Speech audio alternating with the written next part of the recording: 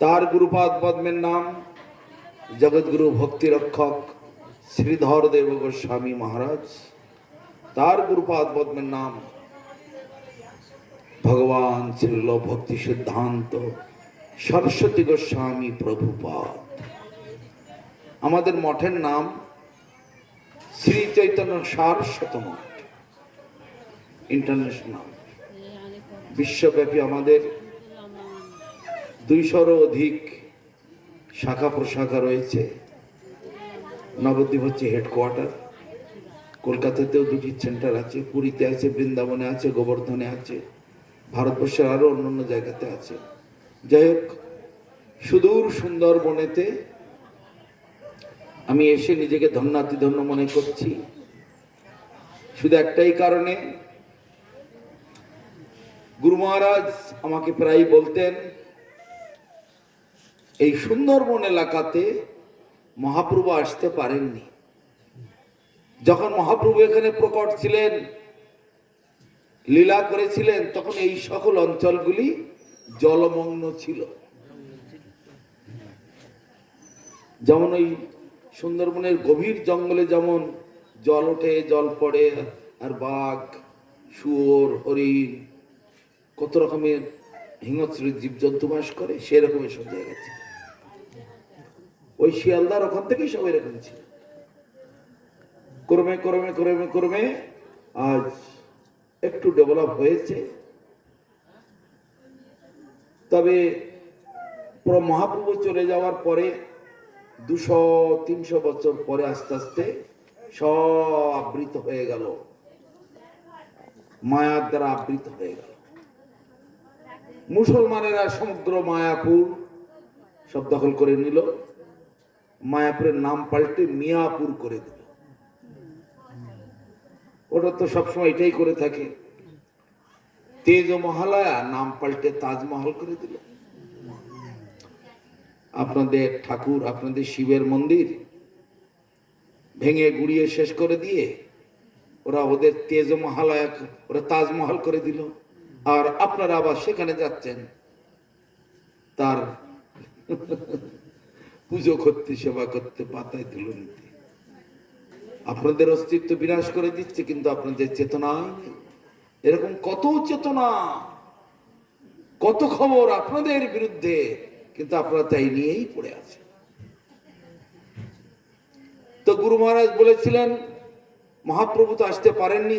তৎপূর্বে কৃষ্ণ এবং পাণ্ডবগণ তারাও আসতে পারেননি। গঙ্গার পূর্ব তীরে তারা আসতে পারেননি, গঙ্গার পশ্চিম তীর পর্যন্ত এসেছিলেন। অতঃপর যখন ভক্তি সিদ্ধান্ত সরস্বতী ঠাকুর আসলেন, মহাপ্রভুর পরে প্রায় 200-300 বছর, 400 বছরের মাথায়, তখন এসব এলাকা কোনো ডেভেলপ ছিল না। তার গণেরা যে আসবে, লোকের বসতি হয়েছে, কিন্তু তার গণেরা আসতে পারতেন না। আস্তে আস্তে আস্তে আস্তে একদিন 2 দিন লেগে যেত এই এলাকায় ঢুকতে ঢুকতে। আবার ফিরে যেতে যেতে 2 দিন লেগে যেত। এখন একটু যানবাহন হয়ে, রাস্তা ঢালাই রাস্তা হয়ে একটু অনুকূল হয়েছে। তাই ওই সব এলাকার লোকগুলোকে উদ্ধারের জন্য, তাদের কল্যাণের জন্য ভগবান তোমাকে ওই এলাকায় জন্ম দিয়েছে। এটা কিন্তু আমারও জন্মস্থান এলাকা। হয়তো বলবেন কোথায় কোথায়? ওই পুইজালি গ্রামেতে। এখানে পারঘুমটে আছে না, পরে পারঘুমটে হচ্ছে মায়ের মামার বাড়ি, আর পুইজালি হচ্ছে আমার জন্মস্থান বাড়ি।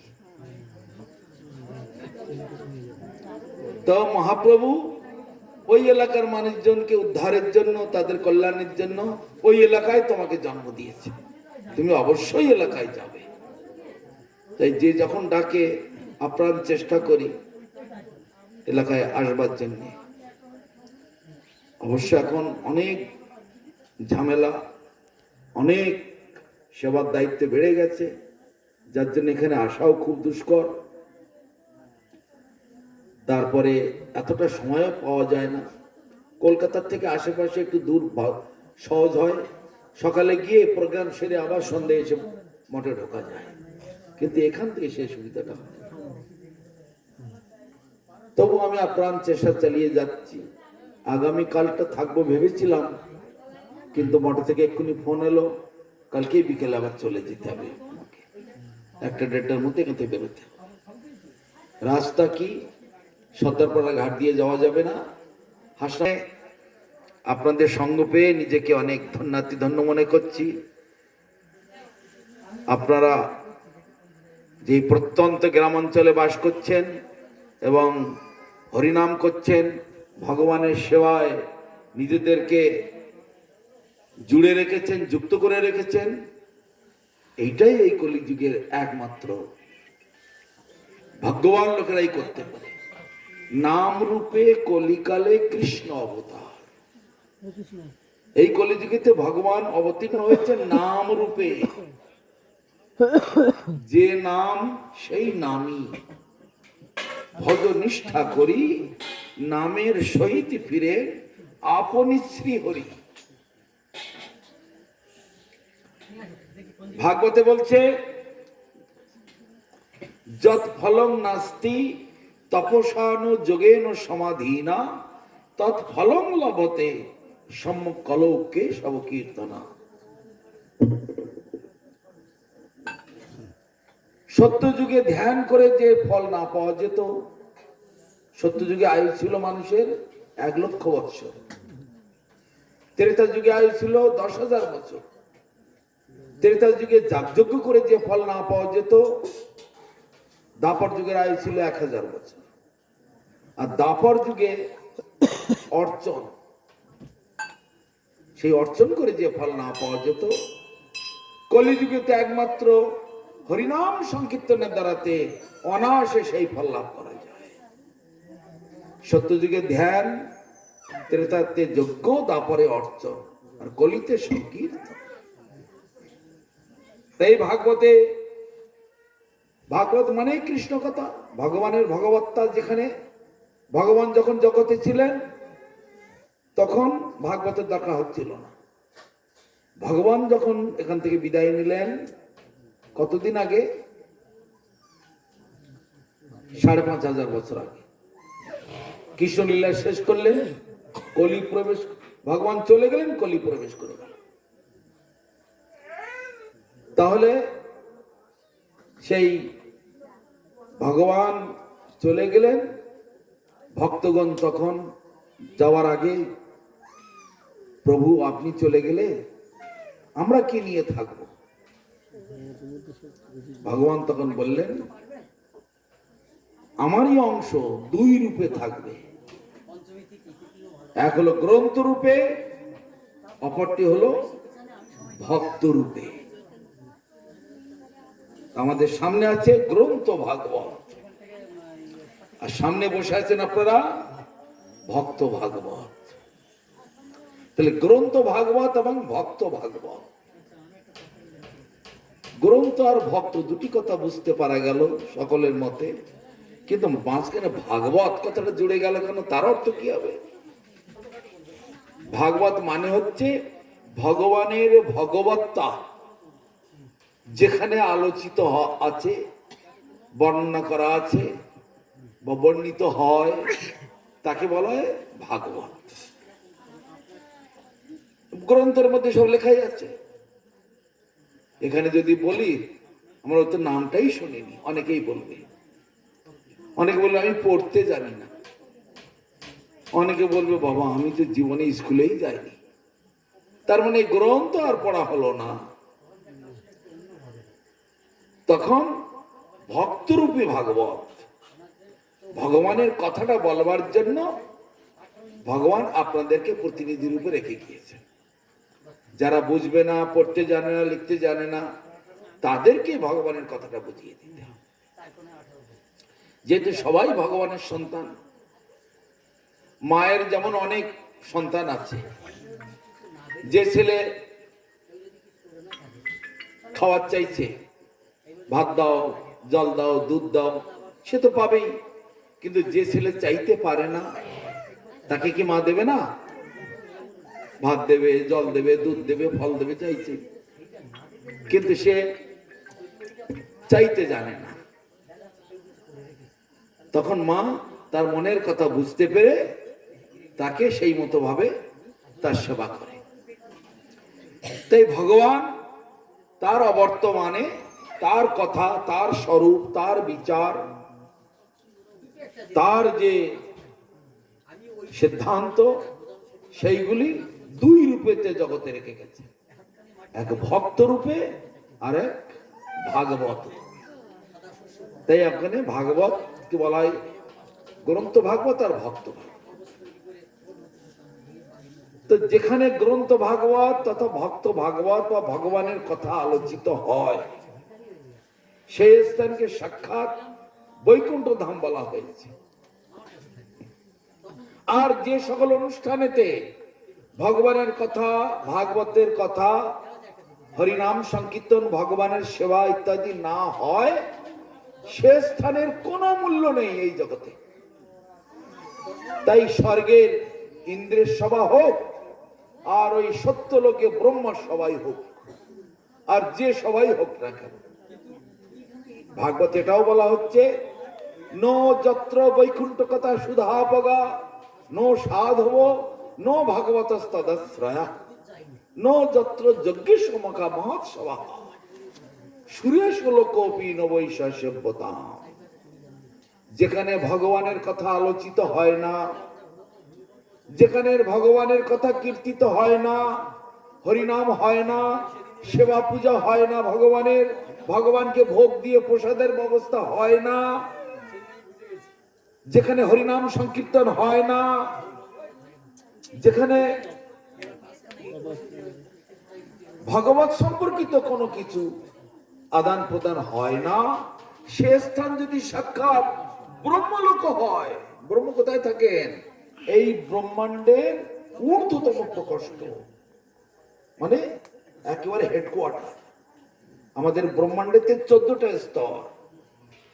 ভূ ভূ মানে মাঝখানে, ভূ মানে পৃথিবী, এটা ভূলোক, তারপরে ভুবলোক, তারপরে মহলোক, জনলোক, তপলোক, সত্যলোক, আর নিচে 7টা, অতল, বিতল, সুতল, তলতল, মহাতল, রসতল, পাতাল। 7 আর 7 14টা স্তর। তার নাম বিনা কিছু নাহি কো, আর এই 14 ভুবন মাঝে, সেই জন্য বলা হয় 14 ভুবন। তো 14 ভুবনের হেড অফিস হচ্ছে সত্যলোক, যেখানে ব্রহ্মা তার অফিস পেতে বসে আছে। সেই স্বয়ং ব্রহ্মা বিরাট সভা করছে, কিন্তু ভগবানের কথা আলোচনা হচ্ছে না, হরিনাম কীর্তিত হচ্ছে না, ঠাকুরের পূজা, তার গুণগান কীর্তিত হচ্ছে না, তাকে ভোগ দিয়ে প্রসাদ পাওয়া হচ্ছে না। ও সেই ব্রহ্মলোক কোনো গোত্রে লাগবে না, কারো কোনো উপকার লাগবে না, ওরকম ব্রহ্মলোকের দণ্ডবত আমি ওখানে যাই না। এটা ভাগবতের কথা। তাহলে যে স্থানে ভগবানের কথা কীর্তিত হবে, হরিনাম হবে, ভগবানের সেবা পূজা হবে, নাম যজ্ঞ হবে, নাম সংকীর্তন হবে, সেই স্থান সকলের আরাধ্য, সকলের পূজ্য, সকলের সেব্য। তাই ভগবান বলছেন, নাহং তিষ্ঠামি বৈকুণ্ঠে যোগিনাং হৃদয়েন চ মদ ভক্তা যত্র গায়ন তত্র তিষ্ঠামি নারদ। হে নারদ, আমি বৈকুণ্ঠে থাকি না, যোগীদের হৃদয়েও থাকি না। যেখানে আমার ভক্তগণ আমার নাম গুণগান কীর্তন করে, আমি সদা সর্বক্ষণ সেখানেই বিরাজ করতে থাকি, সেখানেই বিরাজমান আমি সর্বক্ষণ। সাধব হৃদয়ং মধ্যং সাধুনাং হৃদয়ন্তহম মদন্নতে নো জানন্তি না হংতে বমনাগতি। সাধুগণ আমার হৃদয় স্বরূপ, আর আমিও সাধুদের হৃদয় স্বরূপ। তারা আমাকে ছাড়া কিছুই জানে না, আমিও সাধুদের ছাড়া কিছুই জানি না।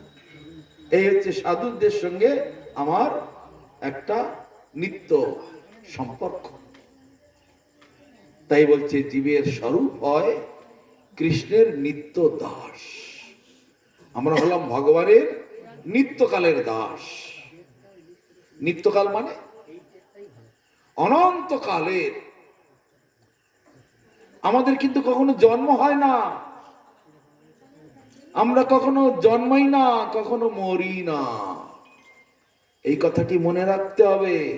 আমরা কখনো জন্মাই না, কখনো মরি না। গীতাতে ভগবান সেই কথা বলছেন, বাসাংশি জীর্ণানি যথা বিহায় নবানি গৃহাতি নরো পুরাণি তথা শরীরানি বিহায় জীর্ণান্যানি সংজাতি নবানি দেহ। একটি শরীর যেদিন জন্মগ্রহণ করলো, যেদিন এখানে প্রকট হলো, জন্মগ্রহণ করি না বলে আবার জন্ম কথা বললাম কেন? আমাদের চলতি ভাষাতে যাকে জন্ম বলে থাকি। সূর্য সকালে ওঠে, সূর্য জন্মেছে এ কথা আমরা বলি? সূর্য জন্মেছে কেউ কি বলে কথা? কখনোই বলি না। সূর্য উদয় হয়েছে এই কথাটি বলি। সূর্য আবার সন্ধ্যাবেলা বসে যায়, সূর্য মরে গেছে এই কথা কেউ বলি? তার মানে ভুল বলা হবে। সূর্য উদয় হয়েছে, সূর্য অস্ত গেছে, আবার সকালে আবার উদয় হবে, এটাই আমরা জানি। অতএব আমাদের আত্মাও তদ্রূপ, আমরা কখনো জন্মাই না, কখনো মরি না। যেমন একটি দেহের যখন এখানে প্রকাশ হলো, উদয় হলো, যেদিন মায়ের গর্ভের থেকে পড়েছেন উলঙ্গ অবস্থায় এসেছেন সবাই, তারপর ধীরে ধীরে বড় হতে হতে হতে হতে ছোট ছোট প্যান্ট জামা কাপড় এটা সেটা পড়তে পড়তে আজ পর্যন্ত চিন্তা করুন তো, কে কতগুলো কাপড় পরেছেন আর কতগুলো কাপড় ছিঁড়ে গুড়ে ফেলে দিয়েছেন? কেউ কোনো হিসাব রেখেছেন বলুন তো? আছে কারো কোনো হিসাব? কিন্তু মানুষটা তো একই। ছোটবেলায় যে মানুষটা, সেই মানুষটা একটু বড় হয়েছে, চুল পেকেছে, দাঁত পড়েছে, এই তো মানুষটা একই মানুষ আছে। কাপড় কতবার পাল্টানো হয়েছে তার ঠিক নেই। তদ্রূপ আমরা এখানে কেউ জন্মাই না, মরি না, বারবার দেহের পরিবর্তন হয়। এখন এই দেহটা চলে গেলে মানে মরে গেলে আমি আবার কোন দেহ পাবো বলতে পারবেন? কে কোন দেহ পাবেন?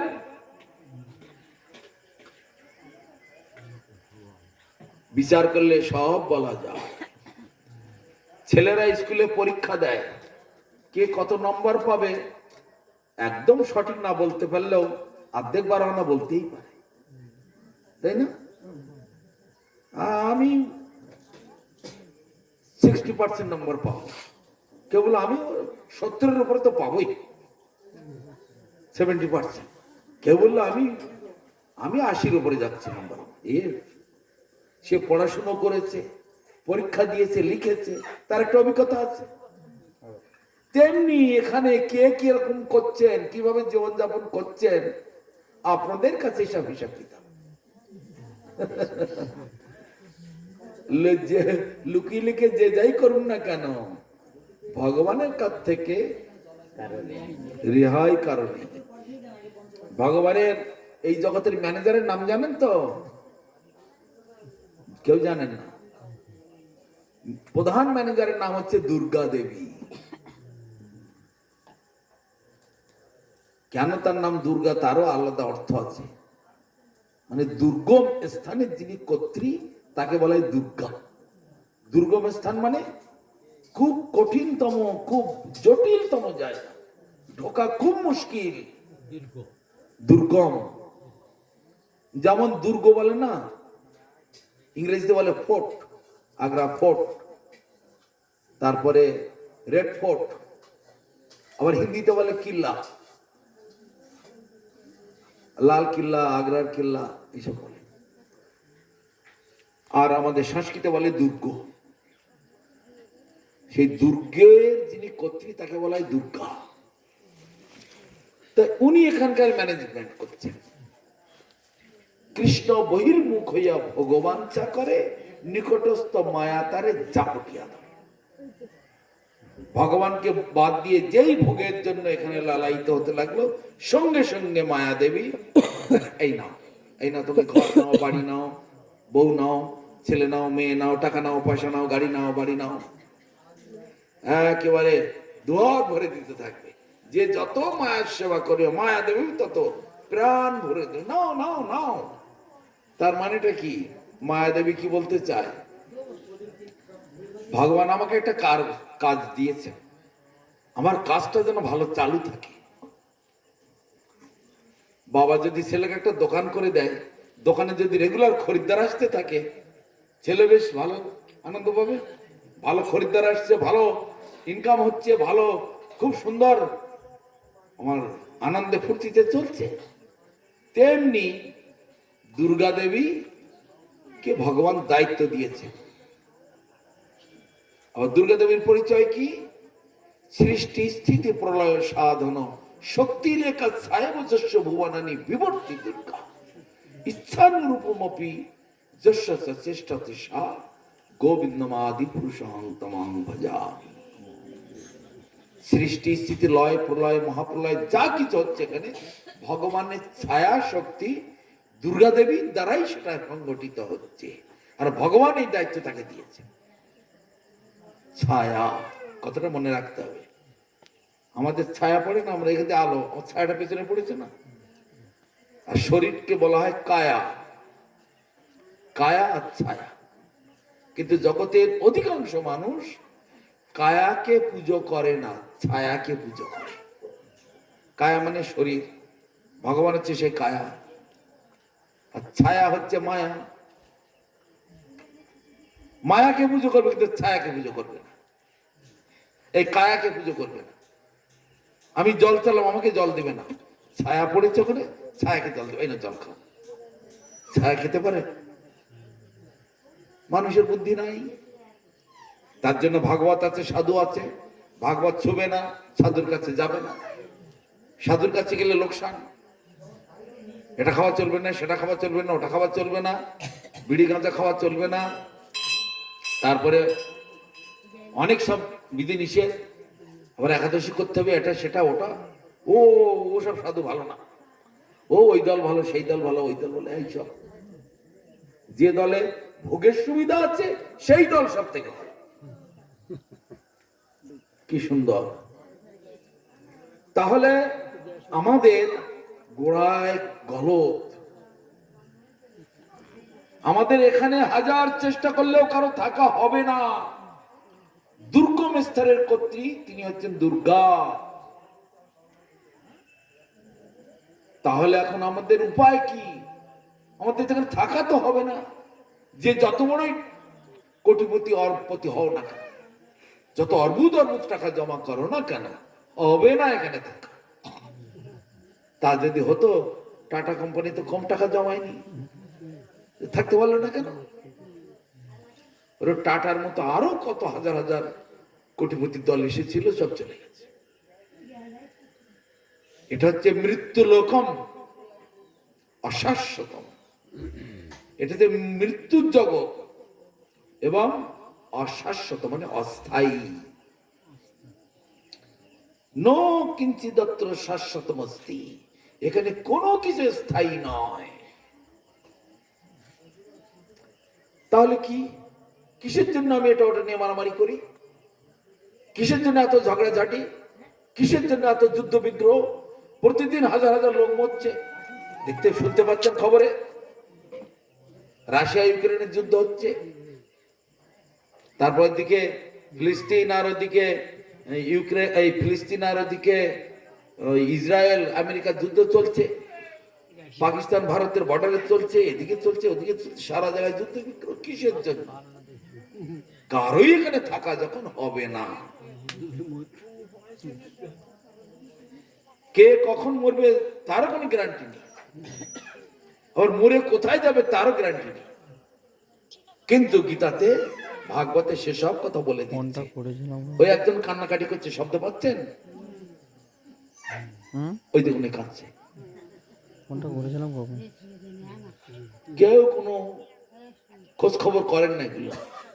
ওই কুকুরটা এক সময় ভক্ত ছিল, এখানে ভক্তদের সঙ্গে এসে বসতে চাইছে, এই এরা সবাই দূর দূর করে তাড়াচ্ছে। কোন কর্মফল বশত ও কুকুর হয়েছে, ও চাইছে আমাকে একটু সঙ্গে বসতে দাও, একদম ঠান্ডা হয়ে যাবে, কিন্তু সবাই তাড়িয়ে দিচ্ছে দূর দূর করে।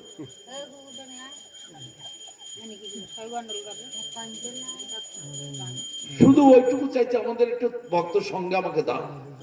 পূর্বজন্মে এমন কোন কর্ম করেছিলাম তার জন্য আমাকে কুকুর হতে হয়েছে। দেবতাদের রাজা ইন্দ্র তার নিজের কর্মফল বশত এক সময় শুয়োর হয়ে জন্মেছিলেন, নারদ এক সময় কাক হয়ে জন্মেছিলেন। এসব ভাগবতী রয়েছে। এই কৃত পড়া হলে ইন্দ্রদুম্ন মহারাজ হাতি হয়ে জন্মালো।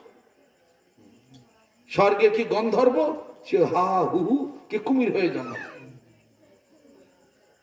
সেই রকম কর্ম অনুসারে সবখানে জন্মাচ্ছে। এর পরের জন্মে গিয়ে কি হবে সে নিজেদের পরীক্ষায় যেমন লিখছেন, পড়ছেন, লিখেছেন সেরকম রেজাল্ট পাবে না ভাই।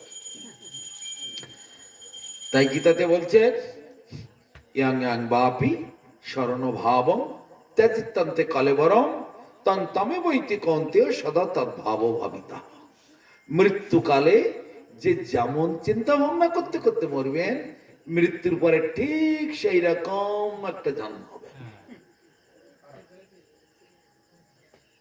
এইবার তাহলে মৃত্যুর সময় কি চিন্তা করবেন এখন থেকে ভাবুন। চিন্তা করে দেখুন মৃত্যুর সময় কি ভাববেন। ও মুখে যতই হরিনাম করে না কেন, গলায় মোটা মোটা মালা যতই পড়ো না কেন, ওই মরবার সময় ছেলেটাকে দেখে যাব, নাতিটাকে দেখে যাব, এই তোরা যেন ভাই ভাই ঝগড়া করিস না, তো মিলেমিশে থাকিস। এই ওই ওই ছোট মেয়েটা গরিবের বাড়ি বিয়ে হয়েছে, ওকে 2 লাখ টাকা একটু বেশি করে দিস, ওকে একটু তোরা সবাই মিলে ঝুলে থাকিস। আর ওই ভাইটা একটু ঘোমড়া গোমড়া মতো আছে, ওকে একটুখানি ঘর বাড়ি গুছিয়ে দিস। এই সব করতে করতে সংসার সংসার করে মিশে গেল কাল, লাভ না হইল কিছু, ঘটিল জঞ্জা। আবার সংসার। আবার যদি কেউ এখান থেকে সাধু হয়ে একটু মঠ মন্দিরে যায়, পাড়ায় 1000 গন্ডার লোক আছে, আবার টিটকেলি করা। মা বাবার সেবা করলো না, সাধু হয়েছে, বড় সাধুগিরি দেখাচ্ছে। এত কটা মা বাবার সেবা করবে? এই জগতের একটা মা বাবা, তার আগের জন্মে আরেকটা মা বাবা, তার আগের জন্মে আরেকটা মা বাবা, তার আগের জন্মে আরেকটা মা বাবা, তার আগের জন্মে আরেকটা, কোটি কোটি মা বাবা। মা বাবা ছাড়া এখানে কারো জন্মই হয় না। তো কটা মা বাবা সেবা করতে হবে বলো? ভাগবত তার জবাব দিচ্ছে, দেবর্ষি ভূতাত্মে নাম পিতৃনাম নো কিঙ্কর নায়ং মৃণী চরাজন সর্বাত্মনা যা শরণং শরণ্যে গত মুকুন্দং পরিবৃত্তে করতুম। যিনি অনাদির আদির গোবিন্দ, সর্বকারণের কারণ গোবিন্দের চরণে নিজেকে সর্বতভাবে সমর্পণ করেছেন, তার দেবঋণ, পিতৃঋণ, ঋষি ঋণ, কুলঋণ, সমাজের ঋণ, সরকারের ঋণ, সমস্ত রকমের ঋণ থেকে সর্বতভাবে মুক্তি লাভ করতে পারে। এই যে স্কুলে মাস্টাররা আমাদের পড়িয়েছে, তাদের কাছে কি আমরা ঋণী নই? মা বাবা তো জন্ম দিয়েছে, তাদের কাছে তো আমরা ঋণী আছি। তাছাড়া মাসি পিসি দাদু দিদা আশেপাশে আত্মীয় স্বজন সকলের কাছে আমরা ঋণী। এই যে পবনদেব বাতাস দিচ্ছেন, তার কোনো ট্যাক্স দেন নাকি? খাজনা দেন?